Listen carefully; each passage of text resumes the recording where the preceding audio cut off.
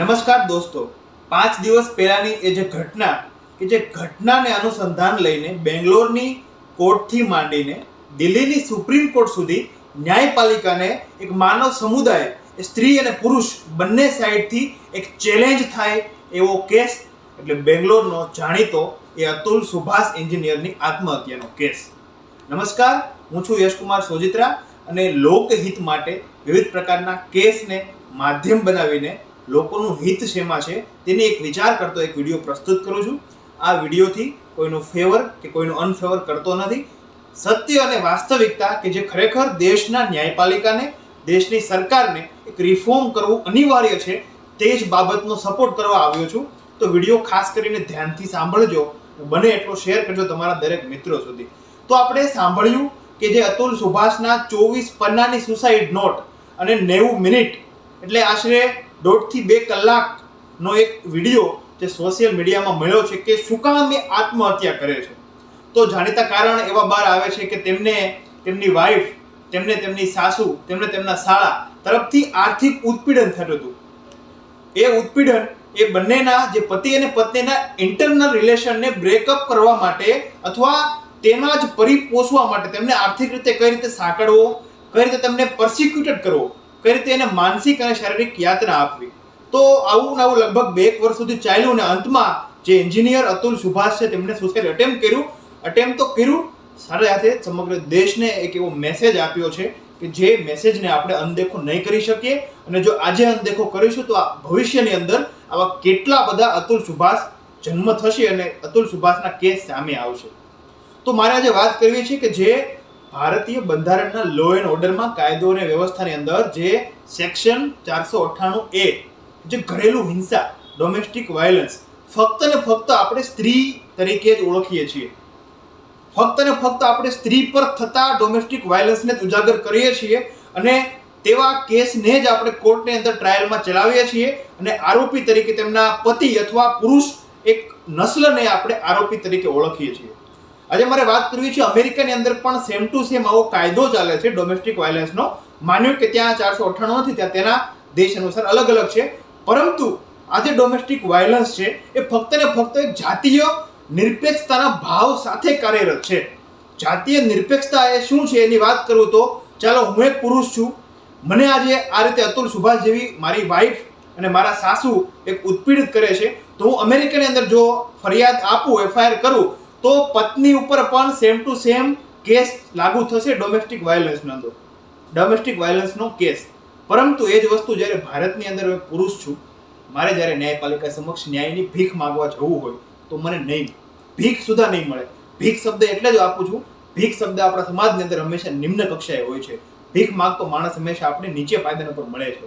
તો ભારતની અંદર ફક્ત ને ફક્ત જાતીય વિશિષ્ટતાના આધારે ઘરેલું હિંસાને આપણે વ્યાખ્યાયિત કર્યું છે અને ભારત દેશની નામદાર સંસદે છેલ્લા 3 મહિનાની અંદર એક એવો જે મોટા પ્રકારનો કાયદામાં રિફોર્મ કર્યું કે બળાત્કાર અને યૌન ઉત્પીડન ફક્ત ને ફક્ત સ્ત્રી તરીકે જ ઉલ્લેખ થશે કે જો સ્ત્રી પર આવા કોઈ પણ પ્રકારના એલિગેશન લગાડશે સ્ત્રી કોઈ સામેવાળા ઉપર તો એ કેસ નામાંકિત થશે ને કેસ રજીસ્ટર થશે. જ્યારે પુરુષ ઉપર કોઈ પણ પ્રકારનું યૌન ઉત્પીડન અને બળાત્કાર જેવા કોઈ પણ જે ક્રાઇમ ઉલ્લેખિત નહીં થાય અને ક્રાઇમના કેટેગરીમાં નહીં આવે. તો આ શું સૂચવે છે? ચાલો માન્યું કે આપણે 50-60 વર્ષોથી એવું સાંભળતા હોઈએ છીએ કે સ્ત્રીઓને અમુક વિશિષ્ટ પ્રકારના લોકો પોતાના પગની જૂતી સમજે છે. સ્ત્રીઓને ઘરમાં પોતાના નિર્ણયનું આંકન થતું નથી. સ્ત્રીઓને ઘરની અંદર જવાબદારીતા હોતી નથી. આવું આપણે 50-60 વર્ષો લગાતાર સાંભળતા હોઈએ છીએ અને સાચું પણ હતું.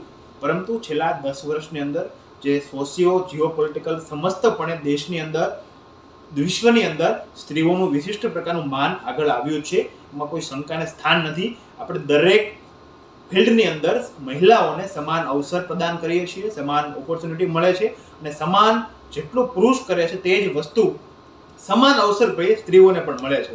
તો આ કાયદાની અંદર ફક્ત ને ફક્ત ડોમેસ્ટિક વાયલન્સ તરીકે એક સ્ત્રીને જ શા માટે ઉજાગર કરે છે? હું આ ભારતના કાયદાનો ઘોર આલોચના કરું છું કે ફક્ત ને ફક્ત જાતીય વિશિષ્ટતા માધ્યમમાંથી હટીને જાતીય નિરપેક્ષ બનાવો. કારણ કે આપણે આસપાસ ઘણા બધા લોકો સાંભળતા હોઈએ છીએ, કદાચ લોકો અનદેખા કરશે, આપણે જ આપણી આસપાસના લોકોને સાંભળીએ કે છૂટા કરવા માટે 1.5 કરોડની માંગ કરી. છૂટા કરવા માટે 30 લાખની માંગ કરી, છૂટાછેડા લેવા માટે 10 લાખની માંગ કરી, છૂટાછેડા લેવા માટે 2 કરોડની માંગ કરી. તો આવું કેમ?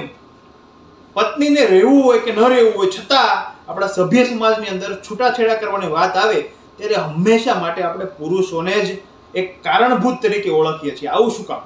આ એ જ કાયદાનો પરિસંચાલનમાં આપણા સભ્ય સમાજ પર ઘેરી અસર છે. આપણે બધા એવું સાંભળીએ છીએ બળાત્કાર થાય ફક્ત સ્ત્રીઓનો બળાત્કાર થાય. આપણે ક્યાંય સાંભળ્યું છે પુરુષનો બળાત્કાર થાય? જી હા, પુરુષને પણ યૌન ઉત્પીડન થતું હોય છે, પુરુષને પણ યૌન બળાત્કારના કેસ સામે આવતા હોય છે. પણ ભારત દેશની અંદર આ કાયદો 0 છે. પુરુષો માટે યૌન ઉત્પીડન અને બળાત્કારની કોઈ વ્યાખ્યા નથી. તો 498 એ જે કાયદો છે એ કાયદાને ખરેખર રિફોર્મ કરીએ અને આવનારા સમયની અંદર જે અતુલ સુભાષ જેવા વ્યક્તિઓ બહાર ના આવે, જે પોતાની પત્નીથી, એ પત્ની કે જીવનભર જીવન સંગીની બનીને રહેવાના હતા, આજે એનો જ ત્રાસ લાગે છે અને અંતે આત્મહત્યા કરે. તો વિચારો, માણસ ક્યાં પાયદાન ઉપર એક પદભ્રષ્ટ થયો છે, માણસ ક્યાં પાયદાન સુધી ચિંતિત થયો છે અને કેટલો પરસિક્યુટેડ થયો છે, કેટલો ઉત્પીડિત થયો છે તેના ઇન લો પરિવાર સાઈડથી. તો આ કાયદાને ખરેખર રિફોર્મ કરી દેવો જોઈએ અને એક કાયદાના વિધિ આયોગ અનુસાર એક યોગ્ય પ્રોપર જે આર્ટિકલ 15 કે લિંગ અને નસ્લ આધારિત ભેદભાવ નહીં, આ કાયદાને બેઝ બનાવીને 498 માં રિફોર્મ કરવું જોઈએ અને સમાન અવસર મળવા જોઈએ. જો યૌન ઉત્પીડન અને ઘરેલું હિંસા મહિલાઓ પર થતી હોય તો યૌન ઉત્પીડન, બળાત્કાર અને ઘરેલું હિંસા પુરુષ પણ હોય છે, એને પણ આપણે નજરઅંદાજ નહીં કરીએ. તો આપણે આવનારા સમયની અંદર એક મેલ અને ફિમેલનો બેલેન્સ કરી શકશું. અધરવાઇઝ આપણે જોઈએ છીએ કે વળી પાસે સમય આવશે જ્યારે એક સમય પુરુષ ઉપર હતો તો એક સમય સ્ત્રી ઉપર હશે, પણ આનાથી સમાજની અંદર બેલેન્સ નહીં થાય.